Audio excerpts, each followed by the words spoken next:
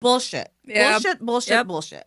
You need to teach your child. You're not bothering your child. You're not if you think of money as a stress, then they're gonna think money is a stress. So then you gotta work on your problem before you work on their problem. Yeah. But if you teach your child how to handle money as a tool, then they will think of money as a tool and not as a stress. Yeah. So that was my answer to that question was, explain to because they think like a lot of the times I don't remember if you when your kid was little. My kid used to be, oh, just swipe your card, mom. Like so they don't understand that money is not magical. Yeah. So Yeah. if you don't explain to them that the swiping of the card is you telling your future self that they're gonna have to pay Oh, this, yes. right? So this Correct. is a promise your future self Yeah. you're making to your future self that you're gonna pay this. So it's not a magical thing that Right. you just swipe and so we cannot explain money as a dollar anymore to our children because that's not how it works. Yeah. Cash is going to be cashless. Yeah. I agree. It's something that I think that's also that is a journey that I'm trying to explain to my son, and I'm going to come back to you with more tips on that because back in India, the whole credit card usage of credit cards isn't that high, and here in US, it's all about credit cards. So that shift and transition, I mean, initially, of course, we also had to figure out how it worked here, and that's something that I plan on teaching my son moving forward. So why do you think what are your opinions on the usage of credit cards as opposed to so in India you're saying you guys use cash a lot? Well, yeah, it was, I wouldn't say hard cash, but basically the money comes in and then you're using your money. You're not using, it's not on credit. You're not, But the idea about responsible credit card usage, which can get lost with our culture, Mhm. is that if you use it correctly, it is actually a tool with a lot of superpowers. Yeah, So that's what I teach my kids is yeah, that the usage of a credit card, if it's done properly and you guys understand the debt and credit differences, then it is a very powerful tool. yeah. I mean, I would really, like I said, when we moved here, we had to figure that out for ourselves first. And now I think we'll have to teach my son about this because uh, he's not using money yet. I mean, he's still in middle school. He's not.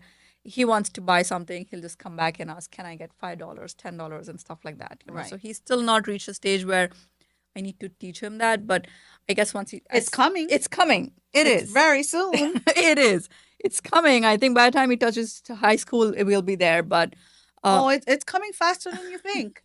So I'll give you some lessons that I had with my kids. A yeah, couple of few lessons. So explaining to them the understanding of using of credit cards. I'm a big credit card proponent. uh-huh. I do not use a debit card Right, because I don't like people having access to my bank account. right, I also think there's fraud yeah, with debit cards, and when there's a fraud happen and people are able to pull a certain amount out of your account, it's not that easy to get it back. Your right, cash is gone, yeah, right? With credit cards, there's certain protections. right, Depending on the credit card that you use, you have additional insurance, you have other protections on it. right, So I like doing that. It makes me feel safer using a yeah, credit card to buy something that I'm not going to get scammed. right, And if I do, my credit card knows how to protect me to correct, get scammed. That's yeah, one. Two, I track everything I buy. So being able to track it, having the credit card is with that the tools is I can run my reports. I pull it in into my Quicken for people who don't use things like that. Your Amex runs literally many reports so you understand how you're spending. right. That's So interesting. I never thought of it that way. with my intentional money management, that's why with what I do with intent, I believe I'm not telling you not to do something or not to do. There's some things that I will tell you not to do. But I'm saying everything you do should be with intention, Correct, right? right, So the way you save should be with intention. You have to know how you're doing it, why you're doing it, and what's the purpose of it. With correct, the way you spend is should be with intention because in our culture today with social media and everything, we do a lot of things mindlessly without thinking it. So Yeah. I track everything I do. I analyze what I do. So with credit cards and how I teach budgeting, I don't teach you to start a budget or put money in an envelope. I let you track your last 3 months, and then based on actual numbers is Right. how you make your spending plan. Wow, that's actually an amazing approach. I'm going to start doing that. She doesn't listen to me on my podcast enough. I think Pratima's gonna have to watch me more. No, and I listening to- do, but it's just sometimes I mean, when you're listening, and there are more conversations There's more conversations. in Yes. on your podcast, and that's the fun I'm part busting of your it. chops. But so that's the other thing with credit cards, and then the next thing is I think the credit card can work for you. I don't like paying interest, so I pay off all my credit cards immediately. I Yeah, don't for believe the in end of the a month. balance at Yeah. all. I don't even pay off at the end of the month. I pay my credit card off. I pay my credit card every week Oh, nice. because I don't use cash or I don't use my bank account for spending. Right. I use a credit card for everyday Yeah. spending, and then I have one that I use for vacations and stuff like that. So that's how I work it. So I analyze what I do, and I like using a credit card to get. If I'm gonna let you use, I'm gonna spend my money on your credit card, then I gotta get something back for it. So I like the lounges, I like the rewards, I Yeah. like, I like all those things. So Yeah.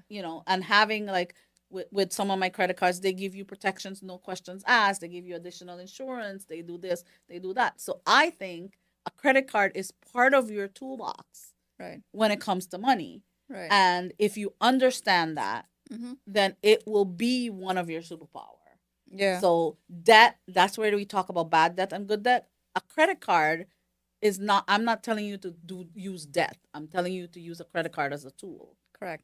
Yeah. So Makes sense. when you pay the credit card off in a week, you're not exactly using debt. You buy it today, 3 days later you pay it off. Yeah. Totally So makes sense. so that's one of the things that how I answered one of those questions is making sure that and then teaching kids depending on their age is equating it to. So for example, I gave an example of if you buy a credit card this month, if you buy a game this month on a credit card and you don't pay it off immediately, you let interest accrue on it, then you're gonna have to pay back that game plus some candy that you might have wanted. So if you wait, the difference between instant gratification and delayed gratification, right?